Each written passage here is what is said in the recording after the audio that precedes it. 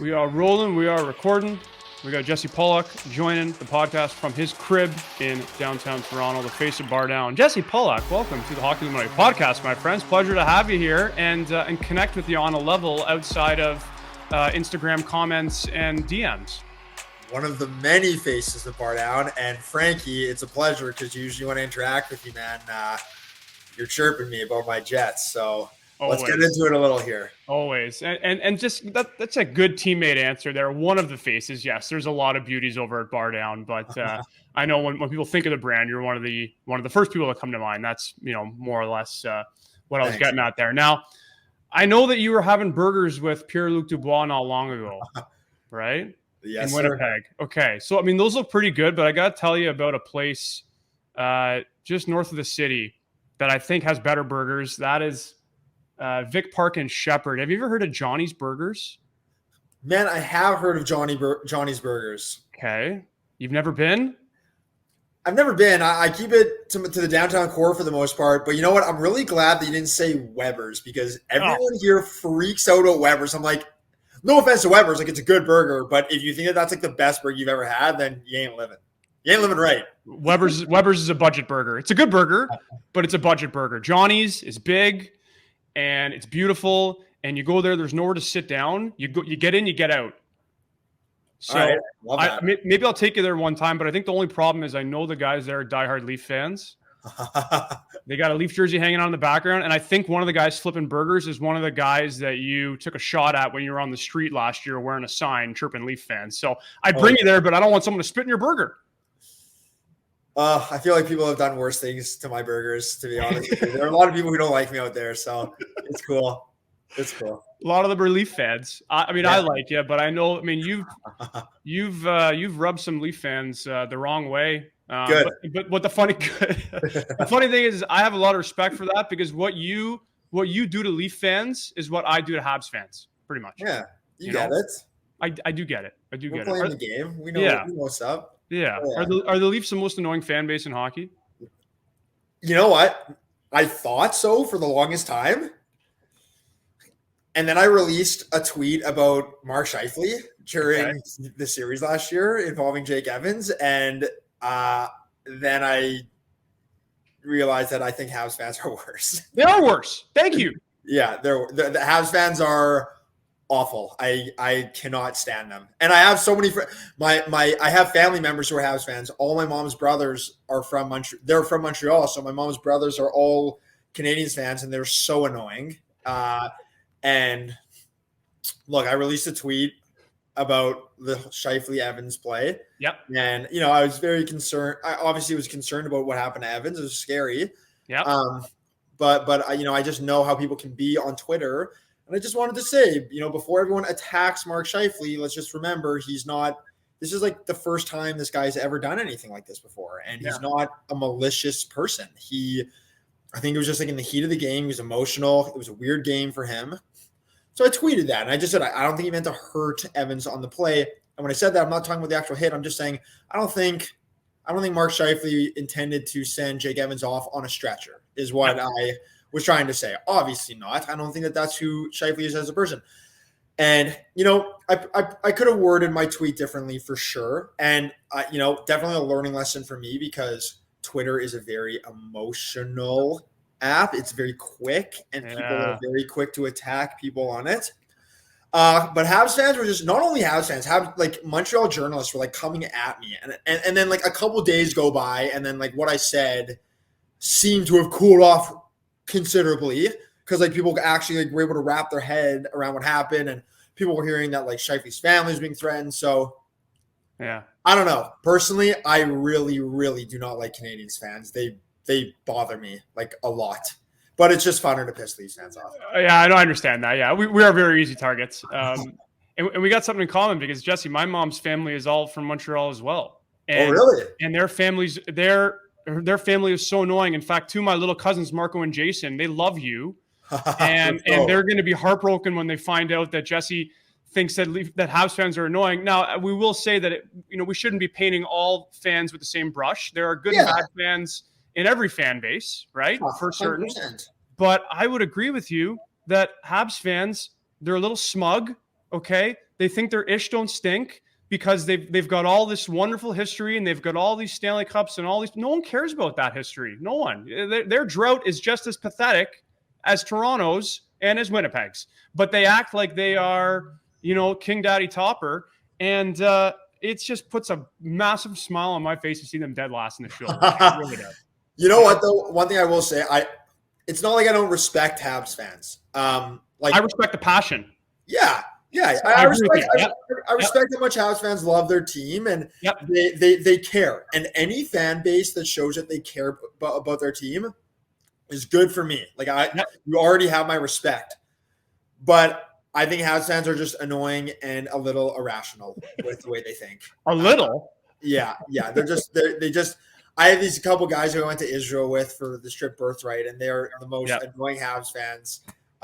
Michael Greenberg and Ryan Lindy. I'm talking. Oh, cool. Yeah. Just a couple friends of mine, and nice. They're just like Habs this, Habs that, and I'm like, oh my god, save your breath. So yeah, and the last thing we'll say, they tend to really be fickle.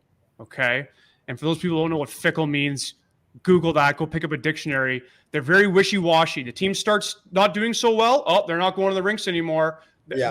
Like our media in Toronto is bad, but they're really lighting it up in Montreal if things are bad. And when things are good, they're on top of the world. Kind of like Kucherov said, right? In the press conference, the finals last year, they won one game, and you did a great impression there, You kidding me?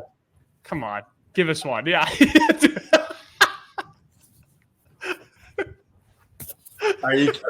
Are you kidding me? Habs fans, are you kidding me? Are you actually kidding me, Habs fans?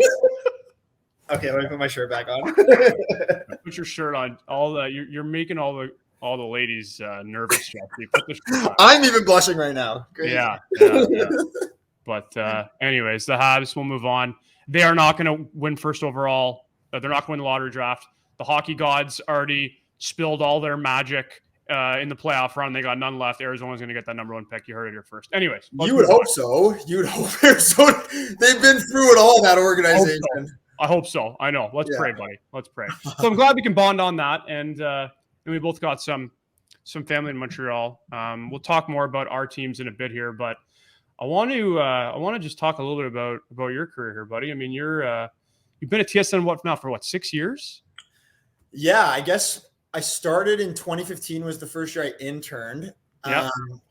So yeah, I guess like 7 years. I think. Yeah.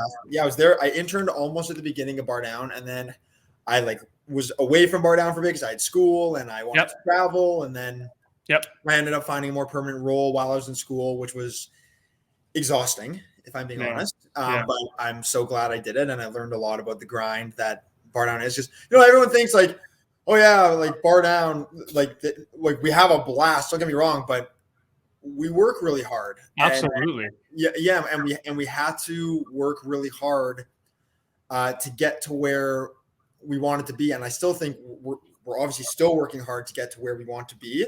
Because I don't think you can ever be satisfied with where you are, complacent. But I think it's awesome to just see the strides that we've taken. Even when any of us are on podcasts or anything, it's really a testament to what we've been able to do as a department. And, it's nice to have people recognize us. And, my boss, Dave Cricht, obviously had a vision, and it's pretty unbelievable to see how far we've been able to take it. And I think that we're kind of just getting started, and we could take it even further. So it's been awesome. And I love Bardown, and it's I think everyone who works at Bardown can say it's such a big part of who we are.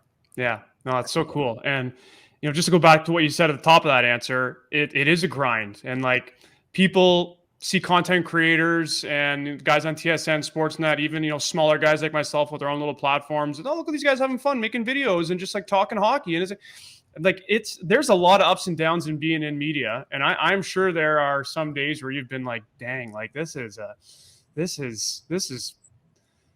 hard.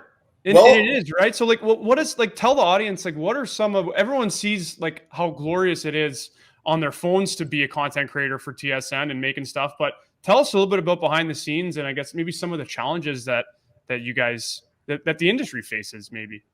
Well, I'll tell you right now, a day that I really that was pretty tough for me is when I released that Scheifele tweet. Yeah. I don't know if you do you see it, Frankie. It was on another note, it was the most engagement I've ever gotten on a tweet. So Well, because it was something negative. Yeah. well, no, it was actually something very well. Well, people made it negative though. Yes, what I said was actually very positive. Yeah. Which is why I think Twitter can be such a violent place, or It is a scary landscape, or malicious Yeah. place. Yeah. So I think some of the, like a lot of work goes into what we do. It doesn't just happen in a second, and you always have to be thinking of ideas, and Yeah. you can't ever let the water, you can't let your water go down. You always want to be lifting the water up, and that's. I think. And what do you define water as? Ideas, content? Just like the company, like your momentum and everything. Right, like you always want to have momentum. You never want to be falling back or anything. You always want to be going forward, and you have to make adjustments. I remember when TikTok first started getting popular, I was like, oh, I'm not doing this. Instagram is like what I really wanted to pursue. And then I said, you know what? I got to get with the times here. And I personally aggressively started making TikToks. I was making a couple a day because I was like, and then I realized it was fun. And before I even did that, Bardown was doing that. And I wasn't really as involved with what Bardown was doing on TikTok because I was a little worried. I was like, I don't know what TikTok is. It's different than what I do. But you know what? This industry is all about adapting. And when things happen, you have to learn how things work. Yeah. One thing that we're doing at TSN right now, for example, obviously the podcast space is huge, and Bardown's had a podcast now for a while, but I know that we're really working on developing our podcast, and it's been really, really exciting and fun. Oh my goodness, we have so much fun recording the podcast. So nice. We're going to be getting that going again, and it's a grind, this industry, and sometimes you have success, and often you don't have success, and that can be tough mentally. Personally, I've always been I'd say I'm a sensitive guy in the sense that I think everyone can be a little sensitive, and I think my skin has definitely gone a lot thicker since I started working in this industry. I literally get chirped all the time. No, for sure. All the time. People just saying mean stuff to me, DMing me mean stuff. Yeah, I saw one that you posted on Instagram a couple of weeks ago. That was okay, but when I post that stuff, it's because it's funny. It's funny, yeah. But that was, and I think I was a Leaf fan too. But anyway, well, would you expect anything else? Or not entirely, no. Not entirely, no. So, you don't always get the results that you want on things, but it makes when you do get the results that you want, it makes it better. And it's just a lot of work, but I consider myself very lucky to be in this space. And it's something I definitely do not take for granted, and I know that no one at the Bardown team takes it for granted either. Yeah, and I'm glad you guys don't. I mean, there's a lot of people that would love to be content creators with a great brand like TSN, and it's tough, man. It's tough getting into these places, and it's almost like to get to the point where you're on TV, where you're with one of these big brands. Your intermission hockey games. I mean, that's like probably close, if not similar odds to that of you making the NHL. Yeah, man, it's true. I mean, I loved hockey when I was younger, and I think all my I was kind of that third line grinder. Sometimes I'd ride I'd be picking slivers out of my butt after games because I just be sitting on the bench for so long. But you know what? I knew I wasn't going to make it in hockey on the ice, and I figured why not try to do this off the ice. And I've had the pleasure of working with some NHL players and building relationships with some too, which has been really cool. I think that's pretty surreal, and I just want to see where else we can take it, and just want to see how big we can make Bardown, because it's pretty amazing to think that you're building kind of a new department within a big company. So for sure. Jesse, if it makes you feel better, I'm still picking slivers out of my butt because I spent an infinite amount of time on the bench, a lot more than anyone could fathom. So who did you bet? Weren't you a goalie tandem with someone like a pretty big goalie? Am I crazy? I shared a crease with Mike Hutchinson in high school hockey. Winnipeg Jets legend. Winnipeg Jets Maple Leafs legend as well. Come on. Yeah, you tell yourself that. Yeah. He's all right. Okay. He had a shutout one time in Toronto. We had one shutout here. That's not bad. Nice pass too. Yeah. That's it though for goaltenders. I mean, I played with, I played with some guys, but in terms of goalie partners, no, that's it. Who's the best player you played with? I did play high school hockey with Stamkos. I was gonna say, I saw your content with Stamkos. Maybe that's what you're thinking of. Yeah. I'm fortunate enough to have a relationship with him and know him pretty well. We went to high school together. He seems like a beauty. Like, you can't get any more salt of the earth than him. Yeah. And he is he's not big on social media. He hardly tweets. He's not on any of these apps. He is like legit one of the funniest dudes. And like, he just, like, we're in a group chat, and like sometimes some of the things he says and little zingers, and just like, he's just like such a definition of just one of the boys, and he happens to be a future Hall of Famer, you know, LA Cups and all this stuff. So he would have been on that Olympic team. Oh, there's no doubt. He was 100%. And you know what's funny too is I remember, we were fortunate enough to be at his cup party over in the summertime. We were talking about that, and he's humming and hawing. He's like, I don't know, if I can make the Olympic team. Like, there's a lot of really good players in Canada, a lot. And, he came out healthy, and he was like having one of the best years he's had in a long time. He was top, I think, so he's still top 10 in points for sure. But yeah, like when he's healthy, he's still a force. And it is a shame that he's going to miss. I mean, it's a shame that the whole Olympics we're not seeing that, but he would have been on the team for sure. Yeah. Man, you think like behind Ovechkin, like in that period when like Ovi was dominating, the next best goal scorer in the league was probably Stamkos. Stammer. Yeah, it is. And like people forget that. And I remember Stamkos scored his 60th? He scored it in Winnipeg, I think, or like he said some crazy. He scored one insane goal in Winnipeg. So I think it was close. His 60th was against the Panthers, and it was an empty netter, I believe. He scored some significant goal in Winnipeg. Okay, I don't know. We'll have to check it out. But yeah. What a beauty. For sure. Yeah, he's right up there, and people forget. Not forget, but I mean, he's had a lot of injuries, and he's got 2 Rocket Richards. Like, he could easily have 4 or 5 if he had some luck and stayed healthy. That guy's in the Hall, no question. Oh, he's the first ballot. There's no doubt. Yeah, no doubt. But I want to ask you just to backtrack a bit. So you went to high school in Winnipeg. Yep, St. Paul's High School. St. Paul's, yeah. Any NHL alum from that high school? You know what? I'm trying to think of players who went to that high school. A guy who I played hockey. Well, Cam Barker went to St. Paul's. Okay. Who else? I feel like there were quite a few players that went to St. Paul's. You're probably the most famous person from there, though. You must be. I don't know about that. If you can't think of anyone else off the top of your head, it must be you. Well, I think I'm just blanking here. I think Brendan Leipzig went there, but I don't think he graduated from there. Yeah. I know Michael St. Croix, who I played hockey with and was incredible, went there, and he was drafted 4th overall by the Edmonton Oil Kings, but he never made it to the NHL. Hell of a player. I feel like I'm definitely missing some big names right now, but yeah, there's Chris Streeter went to my high school. Oh, cool. Nice. Yeah. There you go. Yeah, okay. Yeah, He's a little bit younger, obviously, right? Yeah, you're younger than me. We played in the same team, same system for the same team. And we called him up. We called him up once. He played a couple games for my team when we were younger. And he is a really, really good player. Yeah. High school hockey is an underrated thing in Canada.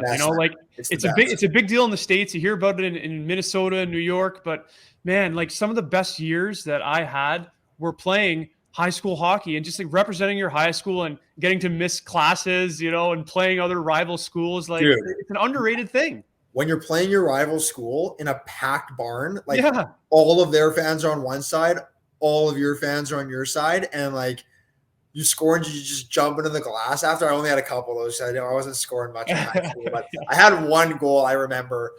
I was a penalty killer. Yeah. And I faked the shot, went B-hand, And then just right in front of our fans, he just rubbed ice and threw it up. I was like, Oh, that's beautiful. the only time I'm ever going to do that in my entire life. And it was. That's Yeah. poetry in motion, buddy.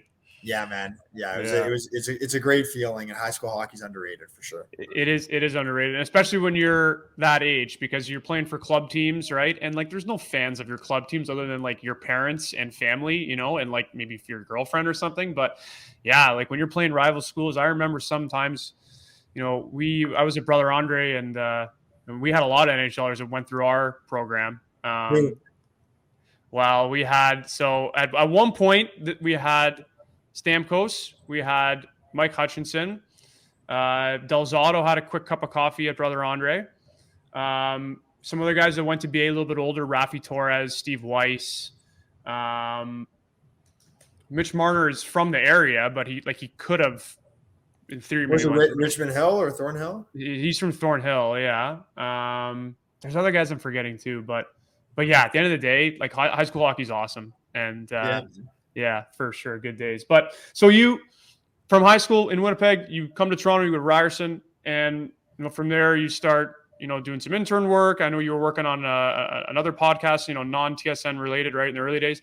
How did you get your foot in the door with TSN? It's kind of an interesting story, isn't it? You wrote a letter to someone there, or tell us about that. First of all, Frankie, you did your research, man. That's the first time anyone's ever brought up a different podcast that I was a part of. There you go. Yeah. I actually, while I was at Ryerson, had a podcast with Sherry Basson, who's like, he's my cousin, my uncle. I call him my uncle. He's an CHL legend. He was the general manager of the Oshawa Generals when they won a Memorial Cup, and he owned the Erie Otters when they won a Memorial Cup as well, I believe. Oh, cool. So he's just a complete beauty. Yeah. Or when they won an OHL championship, one of the two. So I had a podcast with him. But okay, so the story of how I got into TSN, it was like the first day of our new sport media program at Ryerson, and I will never forget, we had a tour. Our bus went to TSN, and Gino Retta was doing a hit, and he looked at us and he said, "We know what you can do in school. We want to see what you can do outside of school." And I took that to heart, because like right away I understood this is a competitive industry. You got to get your foot in the door immediately if you want to make it. It's a grind. Yep. So a couple weeks later, I came up with this idea that I went over with a professor at Ryerson. Her name's Karen Sebesta, and she kind of like gave me her thoughts on what I sent her. And then I just sent the same email, basically the same idea, to an executive at TSN at the time. And he is Ryerson alumni. So he actually put me in touch with someone else who was in like the social department at TSN. And they said, hey, Jesse, like come down to TSN. I was just like, okay, like they're probably just like, this kid's showing interest. Like, let's just give him a tour. Yep. So I go down and I tell this guy, like I tell the person my idea. Turns out being Dave Cricks, who's now my boss. Mm-hmm. And he offered me an internship on the spot. And we never used the idea, but I think he just liked the fact that I was thinking of something. And without even thinking, I said yes. It was the quickest yes ever. I didn't think about it. I just said absolutely. Quicker than when I asked you to come on the Hockey Illuminati podcast? Just a little bit. I did get back. I got back to you pretty quickly. No, you did for sure. Yeah. I'm just busting. Like I started interning there, and then my first real job that I had to do was I had to dress up in a dinosaur costume, like a blow-up dinosaur costume, in Jurassic Park, and be in like the background of a TSN broadcast, and I had to hold a Bardown flag. And people were like punching me in the face when I was out there, like spilling beer on me, and a lot of people would be like, and it was cold. And a lot of people were just like, "Oh yeah, like that would suck to do," but I was like, "Are you serious? Like I'm in the background of a TSN broadcast right now as a small town kid." As a kid from Winnipeg who like watched SportsCenter all the time, being able to do this, like unbelievable. I was like, absolutely. So then a couple years went by and kept working, and you know, Daniel Zakchevsky him, I think, and Corwin introduced the idea, and my boss Dave discussed the idea of doing these quizzes, and you know, like Dave said with what, you know, was behind it, or he wanted the quizzes to happen, because I know Daniel Z really wanted it to happen, and Corwin really wanted it to happen. So we tried a quiz, and I was very fortunate that I think all of our personalities kind of came through in that first video. Mhm. And I think people really wanted to see what, more of our personalities. So from there, we started making more stuff. And I just kind of realized if I want to be, personally, and I think just Bardown in general, if we want to be different, if we want to make it in this industry, we have to be different. And I think that we take that same approach in the content we release on Bardown and TSN. And personally, it's the approach that I make. Cause I get used to myself, Frankie. If Boone Jenner's pissing me off on the bench, I'll give it to Boone Jenner. I'm not afraid of that guy. Yeah. That's just how it happened. And, luckily social has become a bigger part of the industry. And I think I'm so fortunate to work with some unbelievably creative minds. Yeah. And work for a very creative mind, and my boss, Dave. Yeah. So there are tons of creative people at TSN, and I'm very fortunate to call them very close friends of mine. Yeah, that's cool. And it's so true what you said, to be a difference maker in, the media world, you have to do stuff outside the box. You have to think differently, right? Yeah. You have to do something. There's so much competition for eyeballs, so much competition for attention, and attention span is shorter than it ever has been. And you got to do some stuff. You got to know who your audience is, and you got to do stuff off the board, and people ask me sometimes, how have you, my following, pales in comparison to what, TSN has, but people ask me, how have you built, what you've built? And it's done a great job, man. You've done a great job. Being different. Yeah. Just by being different, and I'm a little more raw and maybe off the board with some things that I say and do, but again, it's different. So, if there's anyone listening that's trying to make it in this content game, and it is a very, very tough game, be creative, try stuff different off the board.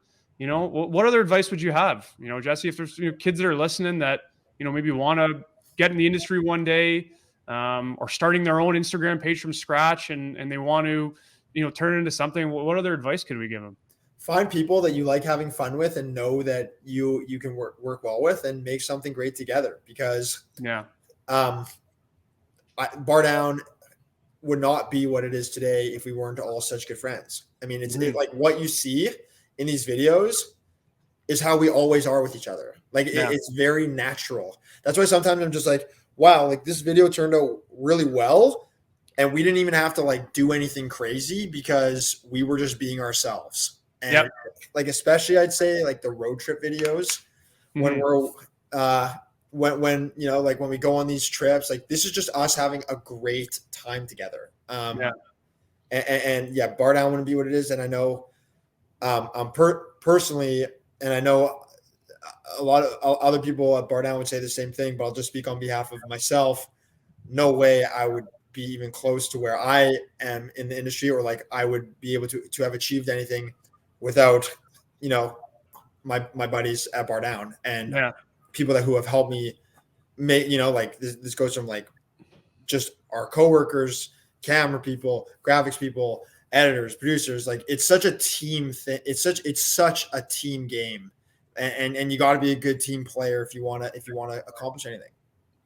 You sound like one of the guys they're interviewing after they've won the Stanley Cup. Yeah, I got to give the credit to my goaltender, the coaches, the family. It's cliche, but it's true. We'll get a counter on me. I want to see how many times I said we'll go back. I'll check it out. We'll cut the clip. But take that one back to Toronto. Let's get into this review. Yeah. Sure. What does the content creation process look like at Bardown? So you guys come in on a Monday morning. You sit down. Okay, we got to come up with something new. What does the brainstorming session look like? Tell us about that process a little bit. Excuse me, sorry. I've had a long day. No problem, buddy. I'm thoroughly enjoying this interview, for the record. Yes, I know. So we're just always thinking of ideas.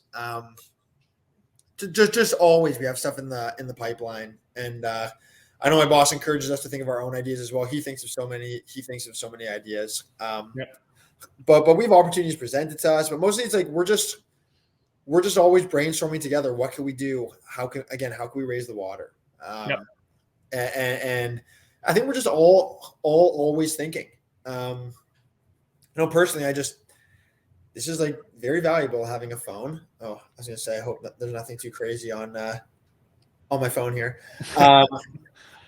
So yeah, we're just always thinking of new things. And whenever I have an idea, I just write it down on my phone in a note. And you just got to go and do them. Like thinking of something is one thing, but actually getting it done is another. Yep. And it's a beautiful inspiration too, right? I mean, you wrote a letter, you thought outside the box, and look where you are. And you know, I work in sales full time outside of this. And one thing my manager always says to me is, you don't know unless you ask. You don't know unless you ask. And like, you stuck your foot out and you wrote this letter, and boom, look what it spiked, right? And he always says it, ask for the sale, you know? You want to take a girl out? Ask her. Ask. I mean, that's such an underrated thing that people forget to always do sometimes. Is you'll never know unless you actually ask and see. That's the one. That's the last thing that I'll say. Like people say, like, what's one key piece of advice? I say, be aggressive. Like, yep. No one is gonna make it for you in this industry except for you. You never know what's gonna happen. Yeah. Exactly. So, anyways, Jesse, well, let's talk a little bit about our squads here. Leafs Jets. I know this is what the people have been waiting for here. Go on.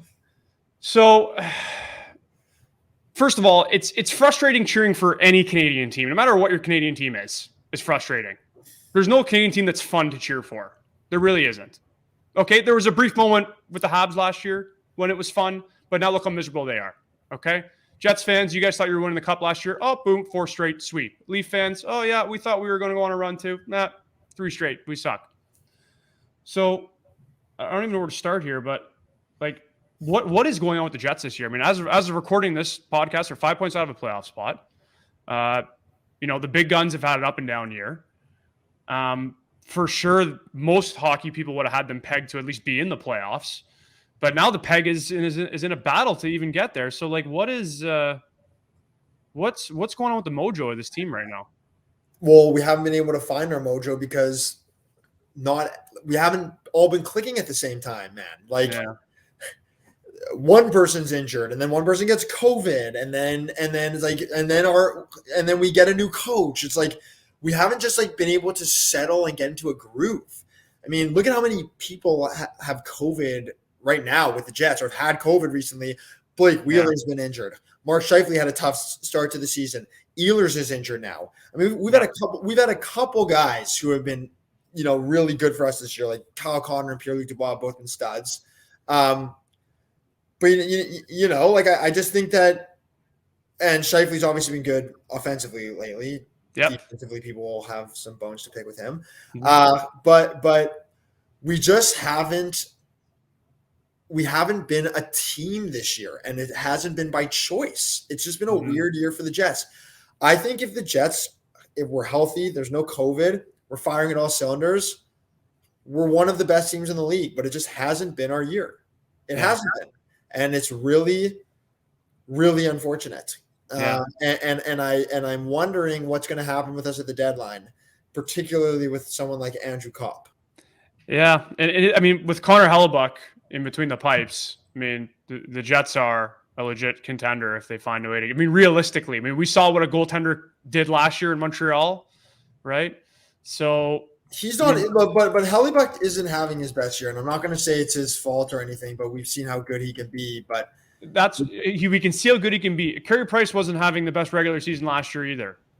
Okay, he was average in the regular season last year, right? You're right. You just got to get to the playoffs and see what happens. That's my thing with the Jets. Like, all I care about is us making the playoffs because we could take down a bunch of teams. I mean, Colorado would be a tough team to take down. Vegas would also be pretty tough to take down. I don't know. Vegas doesn't scare me. I don't know. I think Vegas is fugazi. They worry me a little. Maybe a little bit. We'll see what Eichel's like when he comes back. But the Jets are one of those teams that, like, if everything starts clicking for them at the right time, who knows? But I mean, why is a team like Nashville so good? Like, Nashville should not be better than Winnipeg. Yeah, it's wild. I'll tell you why, because they've been playing in a packed stadium, all year. They haven't had any major disruptions. You know, like these Canadian teams they're on the road for extended periods. They don't have their fans in front of them. Like that plays a big factor as well. And I would think that maybe there's something to do with that there. Yossi's also been great. Saros has been amazing. Yeah, and Duchesne's had a nice year. Yeah, I love Soros. Little man in net, and he's got the biggest heart and some of the quickest reflexes in the league. He's How tall are incredible. you, Frankie? How tall am I? Yeah. I am 5'9" and 3/4. Wow, you're a good 10, eh? Yeah. Good for you. Yeah, man. Yeah, I was an aggressive tendy. Come out, challenge, cut down the angles. I had quick legs, and you mentioned Kyle Connor as like having a year. Like he's got to be one of the more underrated guys in the league, despite the fact that I can't stand looking at him. I think Kyle Connor's a stud. Personally. He's incredible. He's an unbelievable player. No. Like I mean, man, like look at his. All the way he looks, you say? Yeah, dude. I'm like, oh, Kyle Connor. I don't know, man. He looks greedy, dude. I look at him, I'm just like, this guy's like such a hockey. This guy's such like a hockey player. Like he's got the flow. He's just he got like some facial flow better than I could ever grow personally. So I can't. Yeah, you'll get there one day. Don't worry. Yeah, I've been telling myself that for 12 years. You'll get there one day, buddy. We'll get you some just for man. You'll be fine. I'm not looking to burn my upper lip, but thanks anyways. No, it's I love everything about Kyle Connor. My mom even has a crush on Kyle Connor, so Okay. she does. I'm not kidding. All she does is talk about Kyle Connor. Like, Okay. Kyle Connor, crazy. Have you ever met him? I have met Kyle Connor. He actually painted my face once. It sounds insane. But it's on my Instagram page. Cool. And yeah, he was a great guy. Like I had nothing but good things to say about Kyle Connor. Yeah. From the brief time I met him. Okay. Who's the most starstruck you've ever been? You've met a lot of guys. You've done a lot of interviews and a lot of hits with hockey players. What's the most starstruck you've ever been with someone? Probably Teemu, just because it was the circumstances when I met him. Yeah. The circumstance, sorry. I was like, I don't know if you've seen the video, but like I was like touching his face. I think I have seen it, yeah. But for those who don't know what we're talking about, tell us about it. So basically we did a quiz for Bardown, and the whole thing is that you're blindfolded and you don't know who your teammate is. And some of the others went, and I knew Teemu Selanne was going to the office that day, and I messaged this guy, Aaron Bronstetter, who is really, really big UFC reporter now. Yep. He was like, I'm not sure. I would imagine he spends most of his time doing UFC stuff. I'm not sure how much he still does this role because it was so long ago, but he's responsible for getting talent over to TSN. So Teemu was promoting his book, and I told Aaron, I think Aaron knew, like, I told him, like, man, like, if I could meet Teemu, that'd be wicked. So he comes to my desk, and he's just like, Jesse, I'm sorry, but Teemu had to be in and out quickly. He gave me a copy of his book to give to you, but we're not going to be able to make it work. And I'm just like, oh, wow. I was like, thanks a lot, Bronstetter. Thanks for nothing, pal. Yeah. Thanks for the help, man. So then I go into the room and I have a blindfold on, and I feel, and I'm like wondering who it is, and I don't know who it is, and I hear the voice and I can't tell. And I'm like touching his face because like, that's what we're trying to do. And Sam Glisserman on our team has a beer, so I'm just like, "Is this Sam?" And then Z says, "Jesse, why don't you take your blindfold off?" And it's Teemu. Wow, literally like such a nice guy, such a beauty. Yeah. Like, and I'm just like, okay, Aaron Bronstetter, you're the man. Honestly, big beauty move by Bronstetter, but like huge beauty move from the Bardown team to like work with Aaron to like make that happen. Like I think it's like my favorite Bardown moment probably because it was more than just meeting Teemu. It was just like the fact that like my coworkers, my friends went out of their way to do something that they knew would mean a lot to me and make for good content, which it did. Yeah. And that was special. That was a really special moment for me. So that's probably the most starstruck I've ever been, just because like when I took my blindfold off, like I was like, oh my God, Teemu, I'm so sorry for just like sticking my hands all over your face. He didn't stop me though. He just like let it happen. This was before COVID, by the way, before COVID. Yeah. So I was very starstruck then. And then the next time probably would have been, that was probably number one. I'm trying to think if there's a specific moment at the NHL All-Star game. I don't know. Like, I remember seeing Scheifele and Sagan together, and I was like, this is pretty cool. Like, these guys on the red carpet together. That was a lot of fun. Yeah. So, cool. Yeah. What about someone that you've never met that you would like to in the hockey world? Ovechkin. Now that you've checked me off of your list virtually, of course. Ovechkin for sure. Ovi, yeah. I would say that would be mine as well. That would be mine as well. I wouldn't even think about it. Ovi's been my favorite hockey player since I was like 12. Like I got his Russia jersey for my bar mitzvah. Like I love him. He's just like he's always been just my guy. Crosby too. I think meeting Crosby would be really good. Cool. Yeah, had the pleasure of meeting McDavid back in the day, which is cool when he played for the Otters. So yeah, I would for sure say Ovi, but outside of hockey, I'd say Tom Brady 100%. Yeah. Did you used to watch that Ovechkin highlight video on YouTube with the Aerosmith Dream On song in the background? Man, I used to watch that daily. You know that video I'm talking about? Dude, of course. Okay. At the end when it goes, da, da, da, da, da, right. da. So the younger fans might not know this video because it was a highlight. It was a highlight compilation of Ovechkin's like first 2 years in the league. It's the best video ever. It's the best video of all time with the Aerosmith Dream On in the background, and I'm right there with you. My buddies just sit there and crowd around the computer and in awe of what this guy was doing as a 20-year-old. And just talk about a human being, like what this guy is doing. Everyone talks about the goals. Like I think he's going to break Gretzky's goal record. I do. And everyone's going to talk about that when he does it. But things that people aren't necessarily going to talk about are the fact that this guy is an Iron Man. He's hardly missed games. He never gets hurt. And he hits guys. He's a throwback. He's a truck. Yeah, he's a throwback. He's a goal scorer that has an attitude and hits guys. Like you don't see that at all. Yeah. You know? Yeah. No, I agree. He's also just like he's an absolute legend. He drinks Pepsi in his water bottle on the bench. Coolest. He also went on like the biggest bender the hockey world has ever seen. Just seeing him in the fountain. Yeah. Just like with fans, just like so juiced. Just it's incredible. Swimming around. Like, are you kidding me? Yeah. And he has gray hair now. Kucherov's the guy I would also love to meet. Yeah. He is a beauty. Yeah. Stammers shared a few stories about Kucherov with us. I can't repeat any of them, but I probably could, but I'm not going to. But just beauty stuff. Some of these Russian guys are absolute gems. And, are they beauties? No. Sorry. Are they buddies? Him and Stammer? Kucherov and Stammer? Yeah, they're good buddies. So they are now. But you know what's interesting is what he mentioned. So the year they got their doors blown off by Columbus, okay?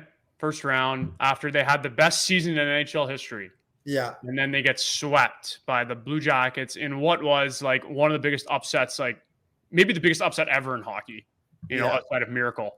But I know he mentioned something that, the team wasn't clicking. There were a lot of Russians on the team, right? You have a lot of Russians and you had everyone else. And I remember he said something at one point where like the chemistry wasn't there. The Russian guys were kind of doing their own thing. They'd go for dinner on their own. They weren't always hanging out with the boys. In practice, they'd be, doing their own stretching and off to the side or whatever. And it's not because they didn't like the team aspect, but it's just because there were so many Russians on the team, they're all forming and good players too. Vasilevsky, Pollock, Sergachev, right? But he mentioned when the next year they started their regular season in Sweden, I think it was. Yeah. You know what I'm talking about? Yeah. I think that the first regular season they were in Sweden. And when they went to Sweden for 4 days, he said they just got bombed the whole week. They were there and just bonded like crazy. And after that trip, the dynamics of the Tampa Bay Lightning were different. They were different. All the Russians got on board, and now all of a sudden Kucherov was coming out for dinner with Vasilevsky, and it was they just turned into more of a team. So when they clicked, they became boys. But I don't think it was always like that. Yeah, that's interesting. Yeah, and it's great to hear that. Like, it's cool how like one experience like that could like start a dynasty potentially. The Lightning's they're still my team to win the cup. Okay, so that brings us down to last question I have for you here, before we wrap up. Cup final prediction, and I'm with you on this.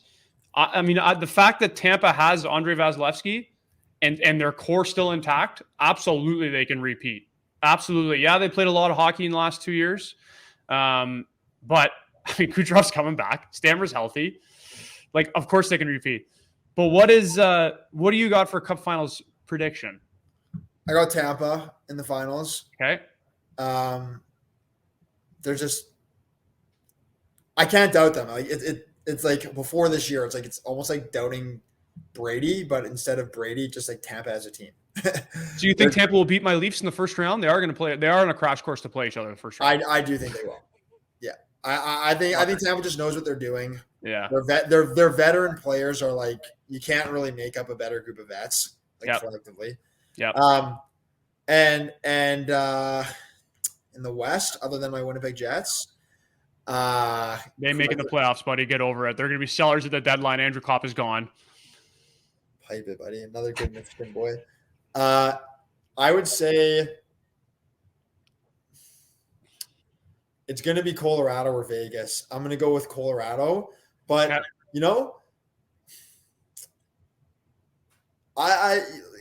what's up with Colorado? They can't get over the hump in the playoffs. It's a little concerning. What's going on? Like, Vegas could for sure beat them in the playoffs.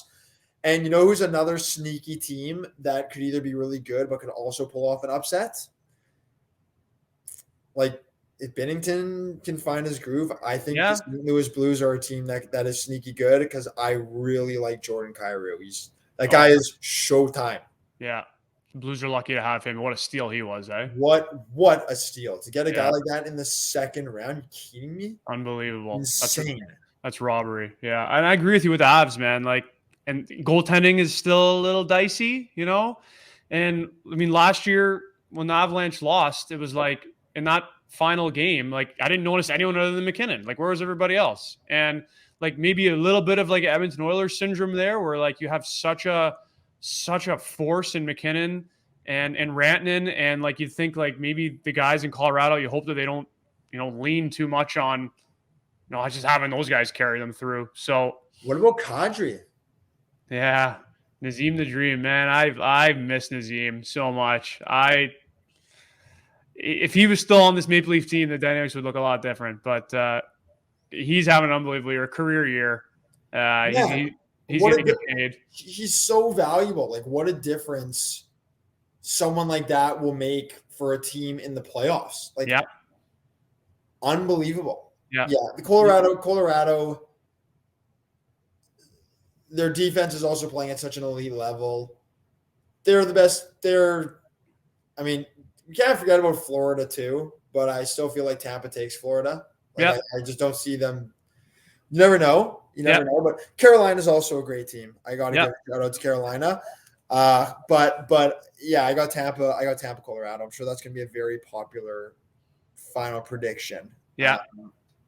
Heading into playoffs. I'm gonna go off the board with my finals prediction, and I'm going on record right now on this podcast and saying it's going to be Leafs Flames in the final. It's been a very weird year here in Canada, and an even weirder year in the NHL, and it would not surprise me to see two teams that maybe we didn't think could make the final. I'll tell you really quickly why I think this is possible. And as you're shaking your head as I make a, I'm not shaking my head. I'm just checking some stats. No, I'm just busting your chops as I plead my case for why the Maple Leafs can go on a run. If the Leafs win the first round, and that's a huge if, it's a huge if, because the biggest rivalry in hockey is Leafs versus the first round. But if they find a way to do it, the monkey off their back and what it will do to that room, there's no other team in pro sports other than maybe the Dallas Cowboys, which I saw you tweeted about the other day, comparing them to the Leafs. There's no other team in pro sports that a first round win means more to than Toronto, and what it could do to their psyche. And like, I just absolutely could see that happening. Like we're talking about some of the best players in the world in their forward group. And if they get a little confidence going and there's good veterans there in Toronto, yes, well, can they win that first round? That's a huge if, and flip a coin. Who knows? They could, get embarrassed in the first round again. But if they win that first round, watch out. And then, with the Flames, Markstrom having a hell of a year. I love him. Flames forwards are really picking it up. Kachuk, Gaudreau having unbelievable seasons. And I don't know. I think Calgary's another maybe bit of a sleeper team, like, similar to St. Louis, or if they get some goaltending, they go on a run. So I'm going to go with Leafs Flames. We'll see. They'll make it. It's an extraordinarily hot take to say that the Flames are going to the Cup, but I respect hot takes. I just think that is outrageously hot. The Leafs going to the Cup is like I'm not going to say it's that hot of a take. Like I can see the Leafs doing it for sure. They're a great team. Jesse, is there anything you want to say before we wrap up here, buddy? I just want to say that this was very fun, Frankie. I thought you did a great job. Thanks, buddy. Yeah, no worries. And yeah, man, go Jets, go! And I hope we can find our rhythm. And when the Leafs and the Flames are both out by the second round, we'll be laughing at you all of us. I'm sure. I'll make sure to cut the clip and I'll send it to you if you want to post it and take a shot at me. Okay, buddy. Yeah, I'll chirp you, buddy. There you go, guys. Make sure to subscribe to the Hockey Illuminati podcast. If you've listened all the way to the end here, make sure you are subscribed wherever you are listening to, iTunes, Spotify. Make sure you check Jesse Pollock out on all of his social media platforms. His mug is everywhere. Wow, thanks, buddy. So check him out. Check out the Bardown podcast. And thanks for tuning in. Jesse, it's been a pleasure having you here, buddy. Big Jets game tonight. Thanks, Frankie. Appreciate it, man. All right, brother. Take care. Ciao, ciao.